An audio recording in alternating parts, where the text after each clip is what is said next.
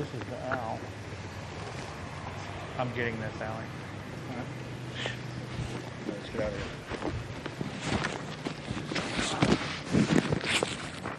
I like that.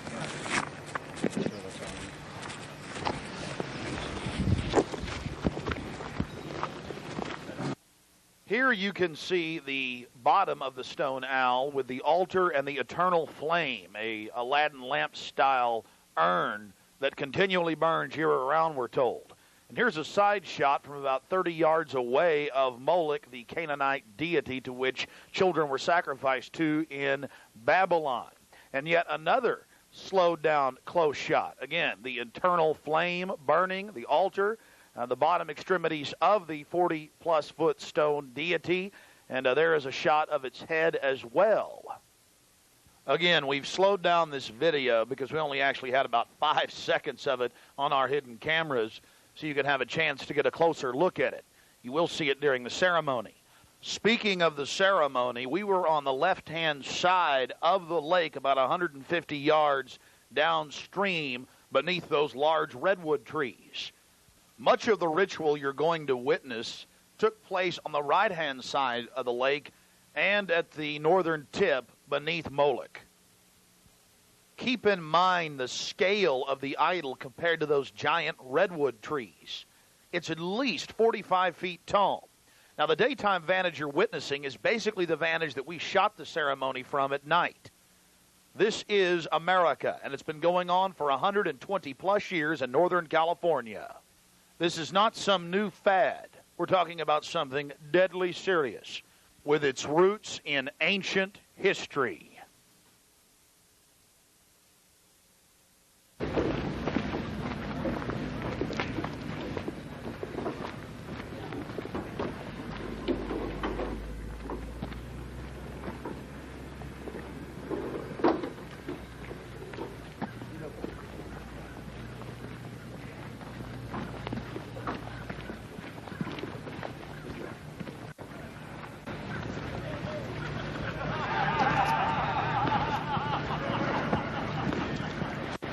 Hansen had the bright idea of going into one of the camps, which is one of the few mistakes he made. Not that we both didn't make a few. Oh, and my mistake? I just forgot my fake name. No one recognizes it as part of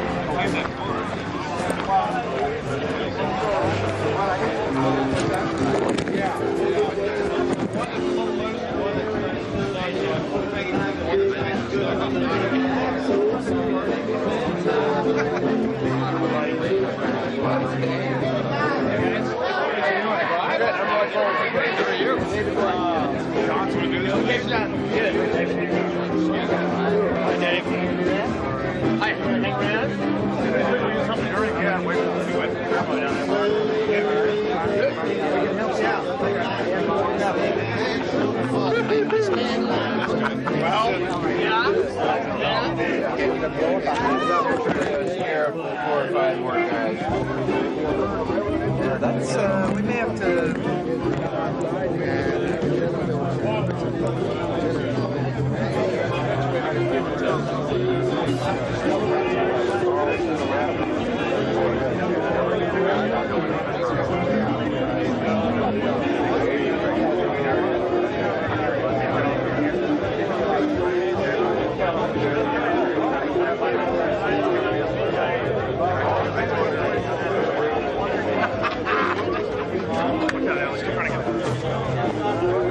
A thirsty man. Look out.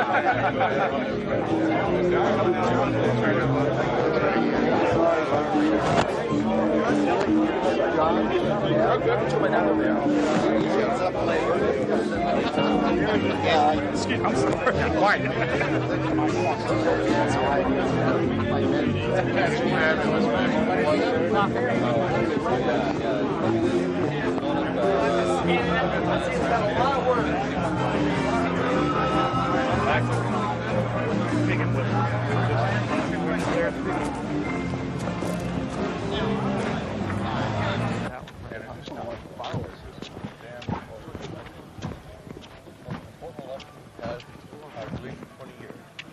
Reagan was a turning point for us.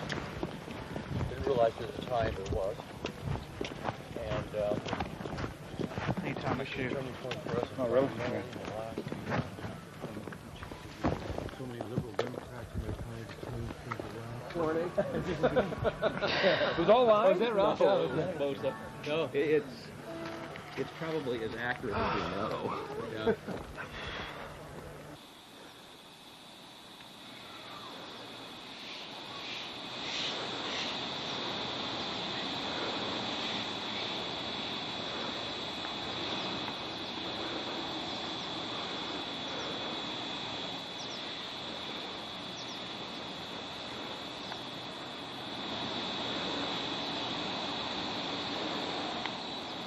We had already been questioned 3 separate times by the Bohemian Club security, Secret Service, and Sonoma County Sheriff's Department.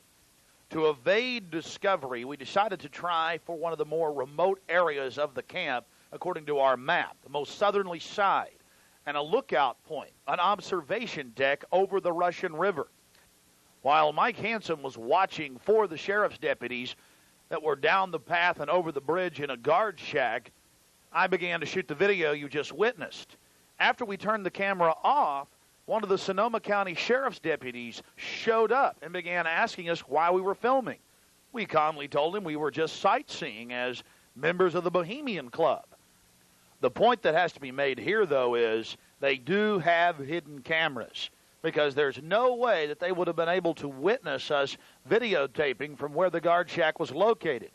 And then upon walking back by the guard shack, we actually witnessed banks of television screens and wires leading up into the redwoods and disappearing. Also visible from the observation deck is the famous sunning area for the establishment lackeys and their pomps. Here you can see some of the fine carpeting out on the floaty.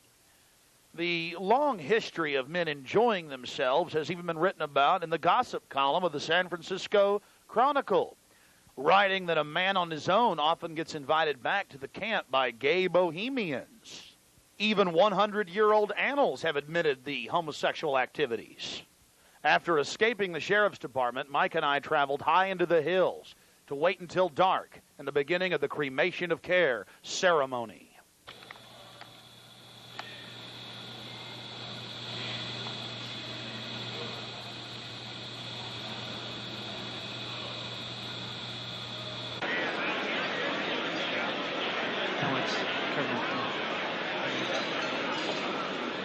Before the cremation of care, all the Bohemian Club members begin a massive feast of revelry.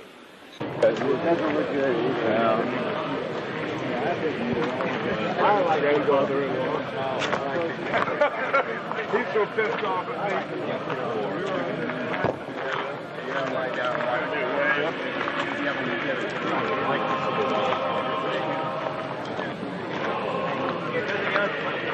When you're walking away from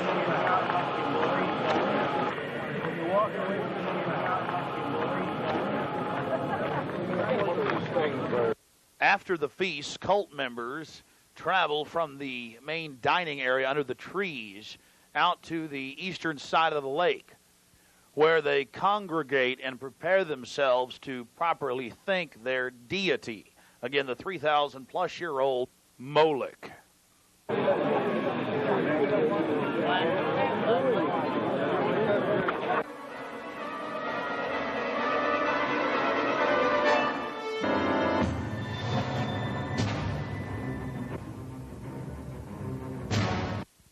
The occult activities are coming up. And then after the actual ritual, we're going to give you some more of the history surrounding it. But first off, I wanted to draw your attention to the program that was given out to the spectators or the viewers. I guess an occultist would call them novices, who actually watched as the priest and their supporters engaged in this ancient rite. Now, you're looking at a little demon called PJ that was on the front of the actual program. It's kind of in a Hieronymus Bosch style. He's got a little broom and a dustpan, and he's sweeping something up. Now, even more shocking is the figure of a human body burning in the flames. In fact, I've shown it to people that are experts in anatomy, to actual doctors, and they say that the anatomical size is that of a baby or small child. Notice how large the cranium is in comparison to the torso, that is the ribs. Understand, ladies and gentlemen, this is from the program itself given out to the establishment lackeys witnessing these sinister activities. Remember, in Babylon and Tyre, they would throw their children into fiery pits. Look at the size of the hands compared to the rest of the body. Only children show these anatomical details. Now, of course, it's been airbrushed in, but it shows the psychology of those conducting these criminal activities. Now, this is the only skull we actually caught on tape. We've blown it up for you over one of the major meeting houses. Of course, it's not a real skull.